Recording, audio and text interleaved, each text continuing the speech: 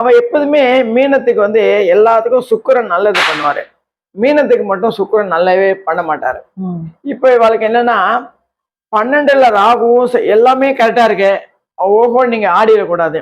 உங்களுக்கு கரெக்டா ஒரு புள்ளி வைக்கிறதுக்கு இந்த ஸ்பீடு பிரேக்கர் போட்டிருப்பாங்க. ரோட்ல பார்த்துருப்பீங்க, ஸ்பீடா போகக்கூடாது. அப்புறம் போலீஸ்காரர் வந்து ஒரு பேரிகார்டு போட்டிருப்பாரு, பைபாஸ் எல்லாம் ஸ்பீடா போகக்கூடாதுன்னு.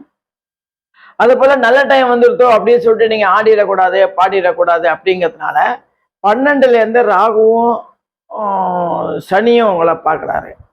அதே போல 6ல வந்து கேது இருக்காரு.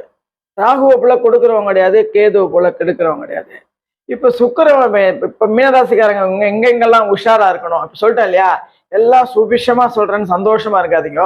கடைசியில வந்து மோரிஞ்சாத நன்னா சாப்பிடும் போது உரப்பா ஒரு ஊறுகாய் வச்சிருப்பாங்க. அதே போல இப்ப எல்லாம் பண்ணும்போது லாஸ்டா ஒரு இது இருக்கு. அது என்னன்னாக்க, உங்களுக்கு அந்த சனியும் ராகுவும் உங்களை கொஞ்சம் படுத்துவான். சுக்கிரன் என்ன பண்ணுவான், ஆடம்பர பொருளும் அழகான பெண்களையும் உங்க கூட பழக வச்சுட்டு அதனால ஒரு பிரச்சனை உண்டாகும். ஆடம்பர பொருள் உங்க தகுதிக்கு மீறி ஒரு ஆடி கார் வாங்கலாம், இல்ல ஒரு ட்ரிபிள் பெட்ரூமோட ஒரு 1 கோடி ரூபாய்க்கு வீடு வாங்கலாம். இதே போல ஒரு ஆசைகளை தூண்டி அந்த ஆசைகள்ல போய் நீங்க மாட்டிடுவீங்க. அதனால அந்த விஷயத்துல காலேஜ் படிக்கும் போது இந்த லவ்ஸ் ஏதா இருந்தாலும், வேலை பார்க்கும் போது லவ்ஸ் இருந்தாலும், அந்த பெண்கள் திரும்பி ஆணா இருக்கட்டும் பெண்ணா இருக்கட்டும், ஆணுக்கு பெண்ணோ பெண்ணுக்கு ஆணோ போன் பண்ணாங்கன்னா அப்ப நீங்க கொஞ்சம் உஷாரா இருக்கணும். அதுல நீங்க கொஞ்சம் ஆஹோ அப்படின்னு கொஞ்சம் அல்பப்பட்டீங்கன்னா அவுட் நீங்க அதோட சம்பாத்தியத்தை எல்லாம் போயிடும். அதுல கரெக்டா இருக்கணும். கேது வந்து 6ல இருந்து பாக்குறான். பூர்வ புண்ணியசம் அந்த பக்கத்துல இருந்து கேது பாக்குறான். கேது வந்து சாதாரண ஒரு மனுஷன் கிடையாது, அவரும் ஒரு கெடுதல் பண்ணக்கூடிய ஒரு மனுஷன்தான். அதனால இவ்வளவு எல்லாம் வருது, நம்மளுக்கு எல்லாமே கொடுத்துட்டான் கடவுளே, நம்மளுக்கு ஒரு கவலையும் கிடையாது, நம்ம தான் ராஜா அப்படின்னு நினைச்சுட்டு ஏதாவது ரொம்ப ஆடினேன்னா, அதிகார துஷ்பிரயோகம் பண்ணினேன்னு சொன்னேன்னா கட்டாயமா உங்களுக்கு ப்ராப்ளம் வரும்.